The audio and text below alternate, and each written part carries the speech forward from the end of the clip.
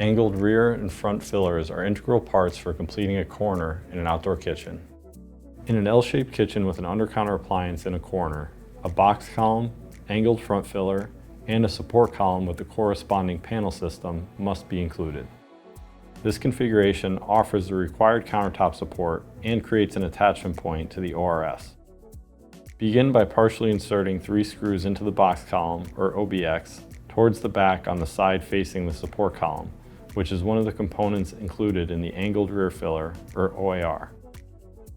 Then, partially insert 3 screws into the outer holes on both sides of the support column. Partially insert 3 screws into the outer holes of the perpendicular cabinet on the side towards the back. Line up one panel with the screws on the cabinet and support column and drop it into place. Check to see if the panel is level. If it's not, adjust the OBX leg until it is. Tighten the 6 screws so that the panel is secure. Line up the second panel with the screws on the support column and OBX and drop it in place.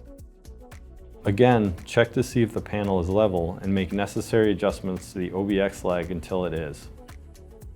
Tighten the 6 screws to secure the panel in place. One side of the angled front filler, or OAF, goes over the front of the OBX to conceal the gap. In order to do this, partially insert 2 screws into the front side of the OBX and partially insert 2 screws into the front side of the perpendicular cabinet.